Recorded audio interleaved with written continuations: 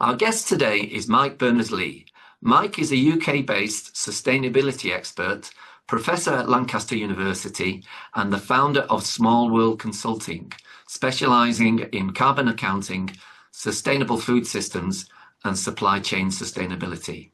He is the author of several books on environmental issues, including How Bad Are Bananas and There Is No Planet B, and frequently appears in the media to discuss sustainability challenges.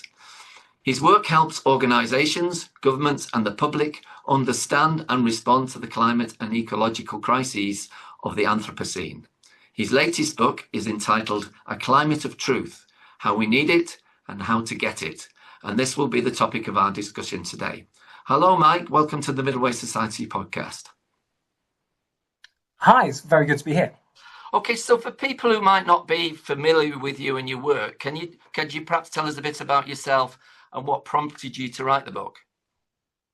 Well, I have been working on sort of what started off as the climate agenda sort of 20 years ago and wider sustainability agenda, and now I frame it even more widely still, and I call it, I work on the poly-crisis or the meta-crisis that humanity is facing at the moment.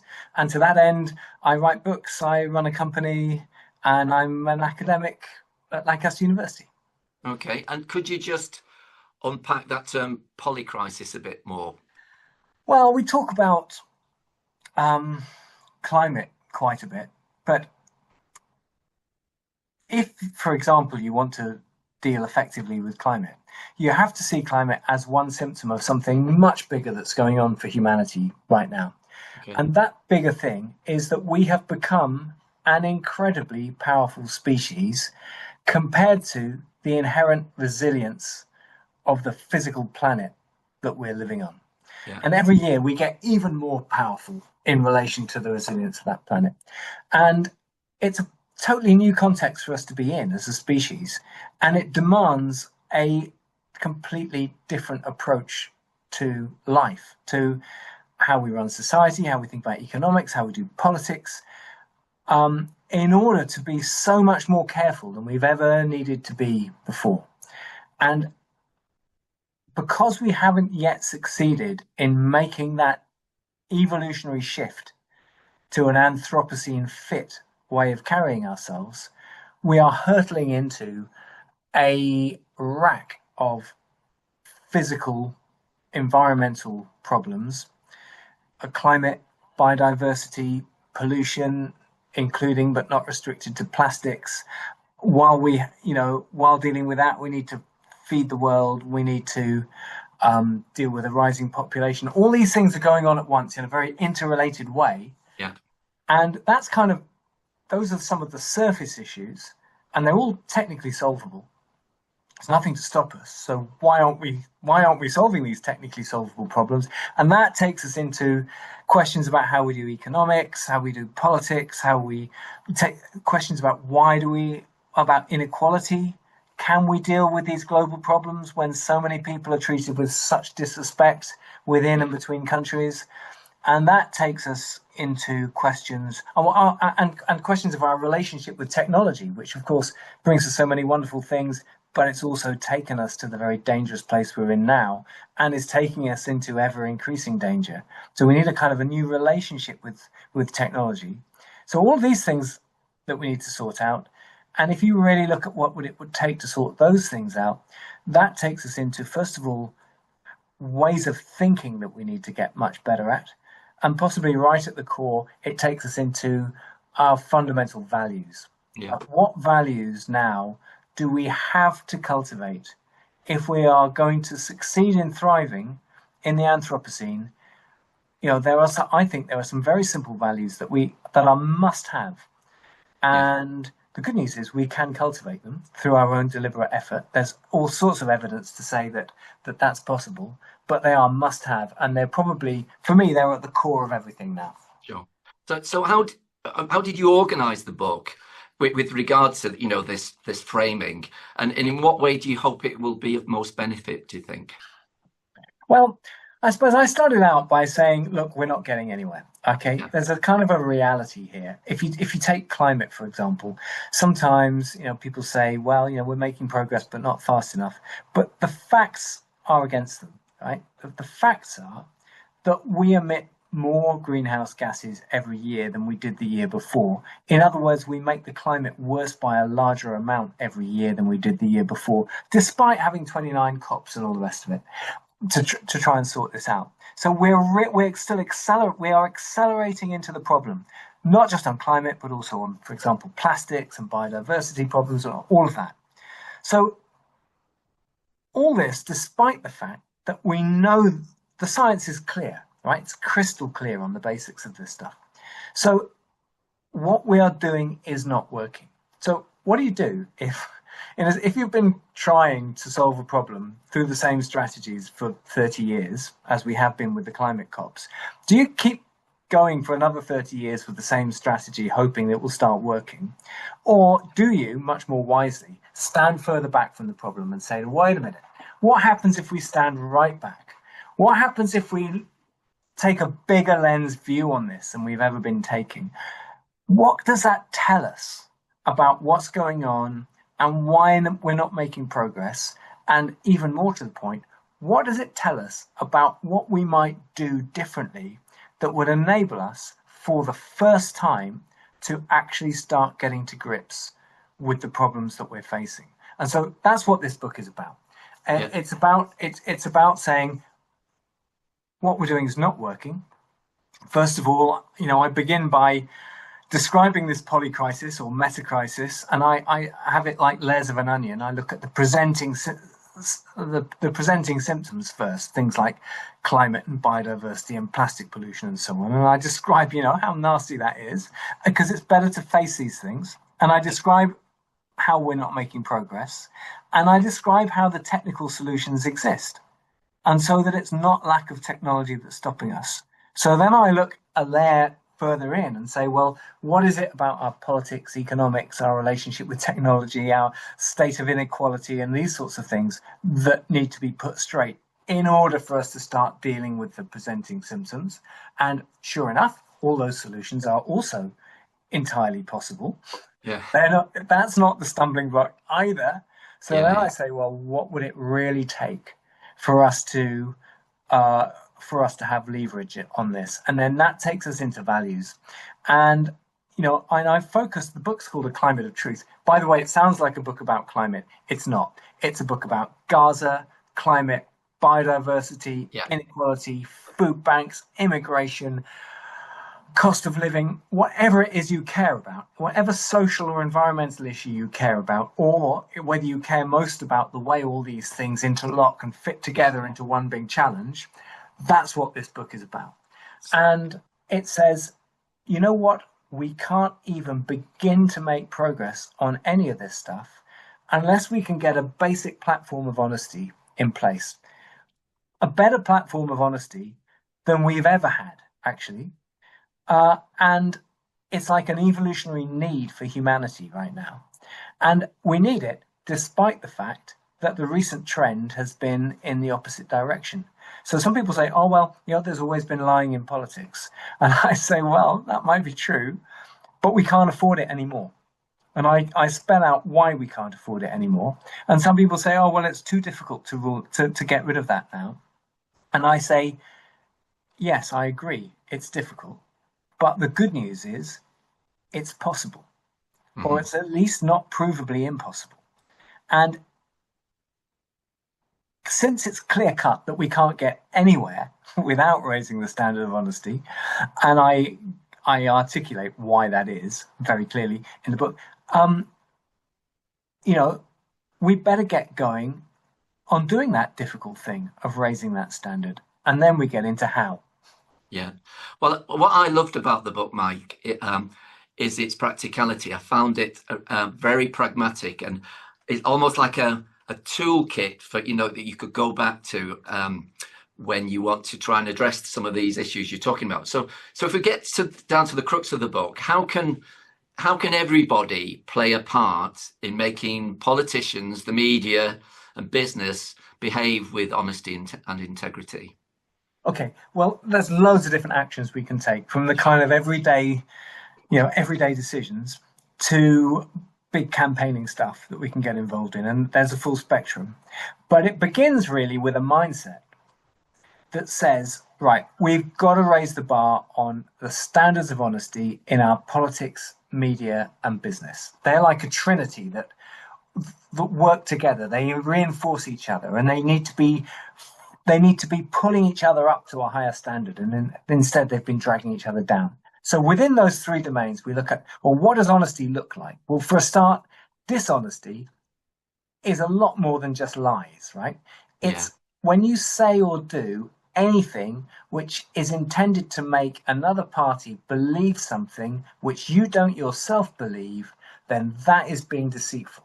Right? So it might be a lie, or it might be writing something on the side of a bus, or it might be making a suggestion. And by the way, this is not a party political book at all, even though there are some examples from different parties, and one party does come out worse than others, because at the time of writing it was giving me a lot of material to work from. But so there's a whole kind of taxonomy of deceit to try and sort of raise our sensitivity to all the different tactics that people can use to make us believe things that they don't themselves believe, and then it's to say that, to try and put in place a mindset that says, if somebody tries to do that to me, if a politician tries to do that to me, it tells me an awful lot. If I find one clear-cut instance of that happening, it tells me that person is not on my side. It tells me if I vote for them, I'm lying down on the ground and saying, please kick me, I would like to be abused, right? We need to frame it up like that in our minds. If somebody tries to make us think something that they don't themselves believe in order to make us do something, such as vote for them maybe, then that is abuse. And we need a bit of a Me Too moment on this, right? It tells us we can never trust them again on anything at all. And it also tells us that we can't trust any of their colleagues who might have stayed quiet in the knowledge that they had said something they knew wasn't true. So, when you apply that to the political landscape right now, a lot of politicians don't pass the test. But we can raise the standard. Sometimes you might have to vote for the least unfit, in which case it's really important to do that. But collectively we can raise that standard. And at the moment, we've been lazy about standards of honesty, so there isn't a price to be paid for having been deceitful. So there are politicians around at the moment getting a lot of popularity who've got very clear-cut track records on having misled the public deliberately in the past. And we just need them out of the running, completely out of the equation. Yeah.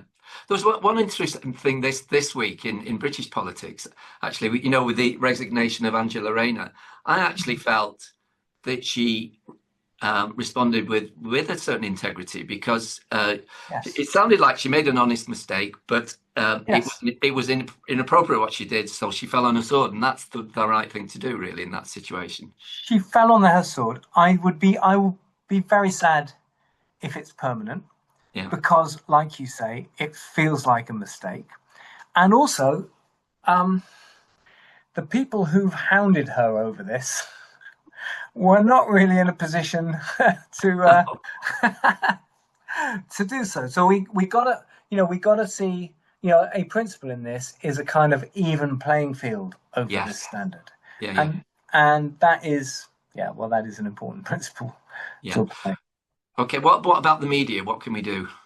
Okay, so the media is, equally important to our politicians, and in fact for all of us. It's much more easy to do something day to day on that. So we have to ask ourselves very, very carefully, what is our basis for trusting our media, both social and traditional?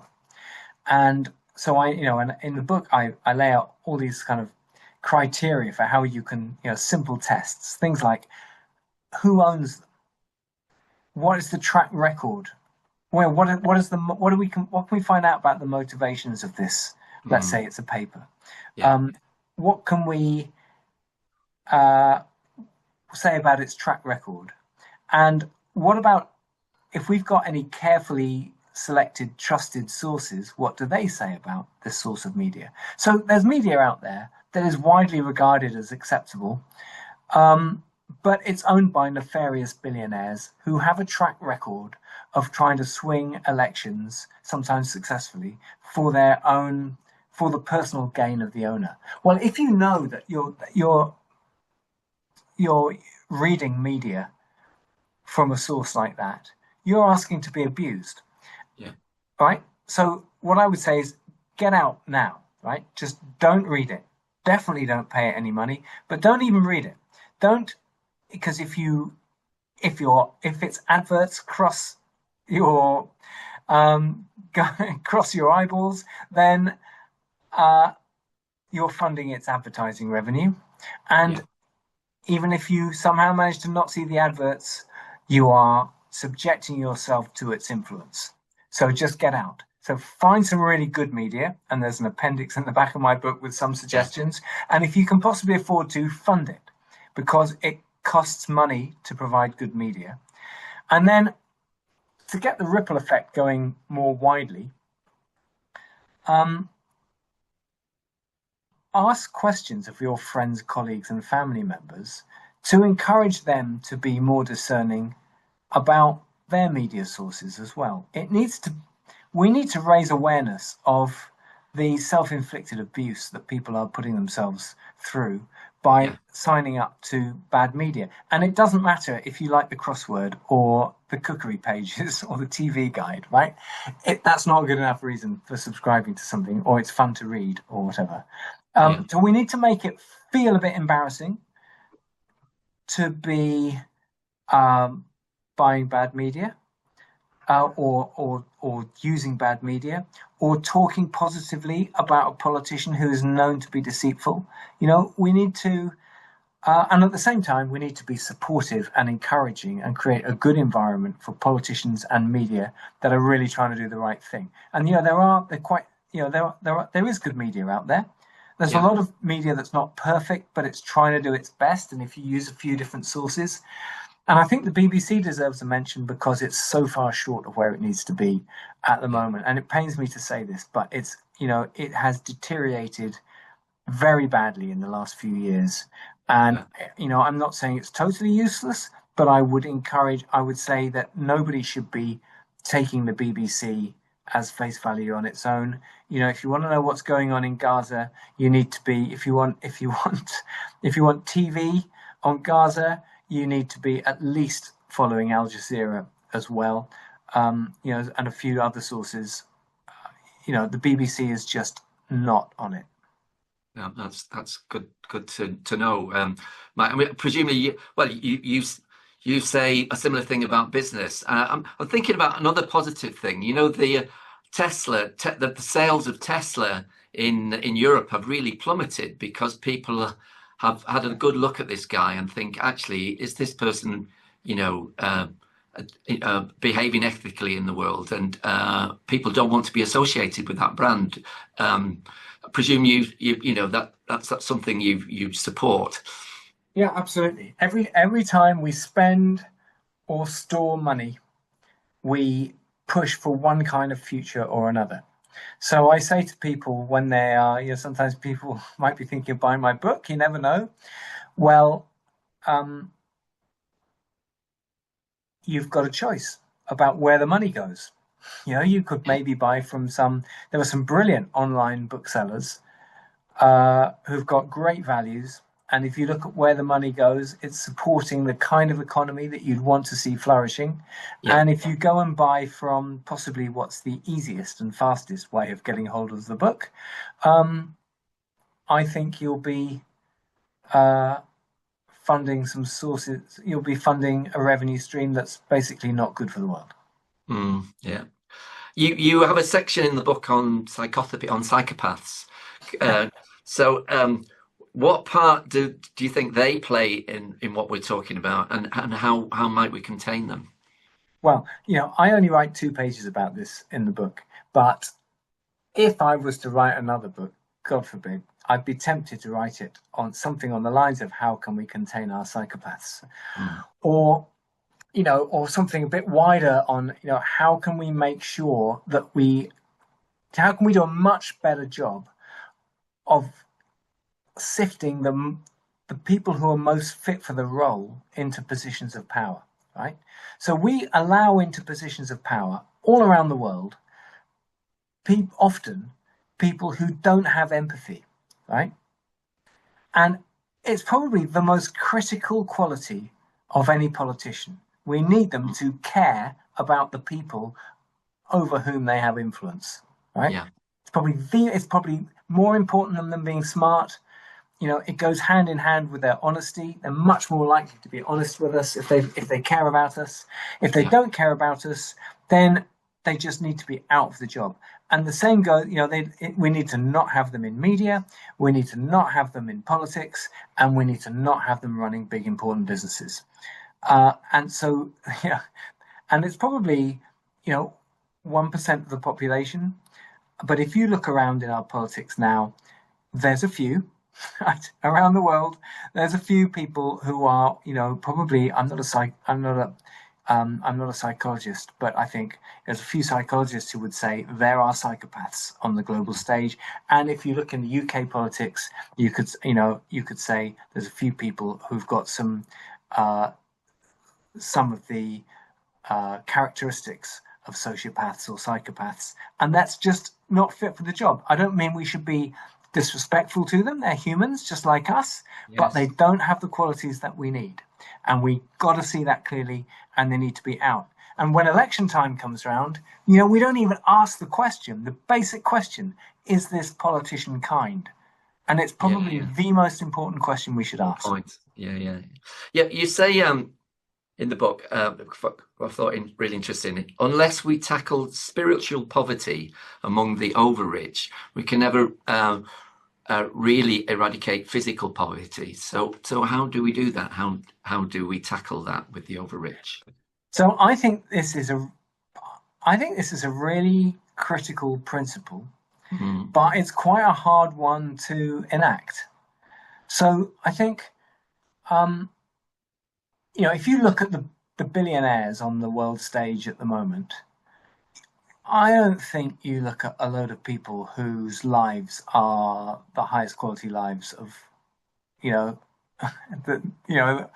people that I know about. I think some of them look like quite desperate characters. Actually, I think some of them look as though they are trying over hard to somehow get a kick out of all sorts of things that are never going to fulfill them, like space hobbies and I don't know what. It all looks a bit desperate to me. Yeah. And they are humans just like everybody else, and their lives matter, but they need containing. So somehow we need to find a way. I think this is the kind of magic trick of being respectfully firm with people like that, and I'd include Trump and Farage and a lot of names like that. Somehow we need to. I think it's probably smarter and more effective if we can find the way to do it, not just to get blind angry with them, but to respectfully contain them. Yeah. Okay. To what degree do you think the advice you offer in this book can also help people perhaps deal with the climate or crisis anxiety, which arguably most of us are feeling now to a lesser or greater extent? Yeah, this is such a big question. It's interesting. In my business, we're about to have a couple of days away together, and that's one of the big things we're going to be looking at, because I think it's an issue for anyone who thinks about this stuff. Right? There are some quite dark clouds on the horizon. Right? Yeah. Arguably, really dark. I think there are, and one of the things I find most depressing is kind of trite, optimistic storylines that don't really wash. Like the most depressing, possibly the idea that we'll be fine because the technology will just help us out, and it's okay. We'll be fine because we've always been fine, and just bring on more renewables and that will sort everything out. All of that stuff just does not bear close analysis. It's just depressing. So what are the reasons to be cheerful? Well, what do I think?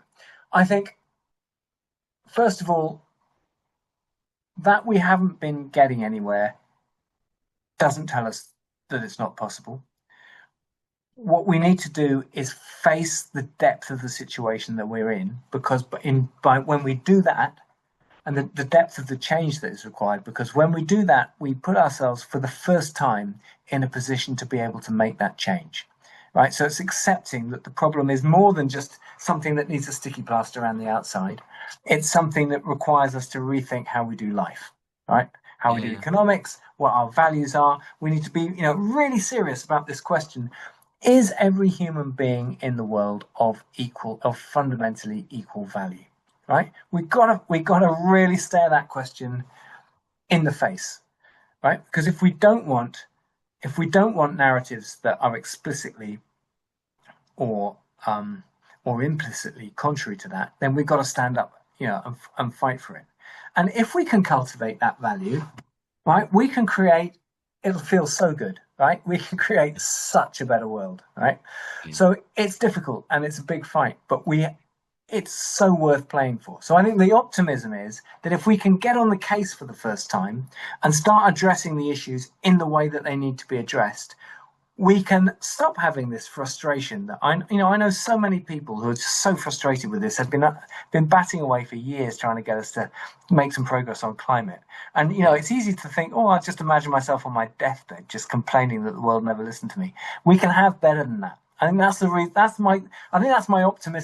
my optimistic thing, is that we can learn from our failures so far, and if we do that properly, we can start having some success in a way that will feel unbelievable. I mean, it won't feel like business as usual. And when we start getting there, it will feel brilliant. I think it's the last few years, maybe decades, we've had this lead weight hanging around society, which is a deep knowledge that we're not living in the way that we need to be living if we're going to thrive going forwards. And I think that hangs around us. We get these messages from the media, messages from advertising, messages from society telling us that we've got to do this, we've got to get this kind of job, we've got to have this kind of car and all the rest of it. And we just kind of know that that's actually not how we should be living at all, right? And that conflict between the two is just, I think psychologically, it really weighs us down collectively. And if we can get through that, if we can get over that, I think the quality of our lives individually and collectively will go up a lot. No, I couldn't agree more, Mike. I mean, I think one thing for me, I think it just feels better to care anyway. And I think if I had something on my gravestone, it would be something like, you can always make things less bad, in any given situation. Yeah. Anyway, just related to this, what is your understanding of the middle way, if any, Mike? And if so, how might that relate to what we've been talking about today? Well, with all the kind complexity of the world that we're in, and with all the pace of life around us, it's easy to kind of simplify things down into putting everything into a black box or a white box. We hate this and we love that, and everything's kind of a good or evil, and there's not really much middle ground. And it's a kind of a simplification, and it's really unhelpful. It doesn't help us appreciate the nature of reality. It doesn't help us deal with reality. It doesn't help us to appreciate the wonder of the world that we're in either, for that matter. So my understanding of the middle way is it's about a much more nuanced take on situations. And that's what we need. We can be. It's easy. We look at politicians. I find it so easy to put them into black and white boxes. Actually, they're all of them. Every single one of them is a human being who just wants to be happy like me, right? Which doesn't mean to say, and it'd be easy to be simplistic with that and say, so Mike says he just wants to let them off the hook. I'm not saying that at all. There are people who need absolutely containing, very firmly containing, but that's different from wanting to punish them, right? unless there's, I don't know. I mean, the point I'm making is that there's so much nuance in this, and the problems that we're dealing with. You can't deal with climate on its own, outside of any of the other physical things we're dealing with, or outside of any of the other social issues we're dealing with. I mean, you can't deal with climate without dealing with Gaza when you really look at it. So all these things interconnect. So my understanding, trying to get to your point of the middle way, is it is about a sensitive and nuanced understanding and awareness of these of these issues and of the world that we're in. Yeah, great. If people wanted to find out more about your work, Mike, how would they go about it? Oh, well, they could get a copy of my book, my latest book, A Climate of Truth. They could, if you live anywhere near Kendal this Thursday, you could go along to our Honesty in Politics event at the Brewery Arts Centre. I'm not sure how quickly this podcast is coming out. Maybe I have to edit that bit out. You can, if you're interested in our work with organisations, follow Small World Consulting. Those are probably the best ways. Okay, great. Well, thank you very much. I just can't say how highly enough I appreciate what you've said in this book. I wish for me in some ways that it could get into the hands of politicians. I don't know if you've tried that in any way, but it's the people that could really do with reading it. But anyway, there's a few who have. Yeah. Oh, fantastic. Fantastic. Well, anyway, thank you very much, Mike. It's been a pleasure. Likewise. Thank you.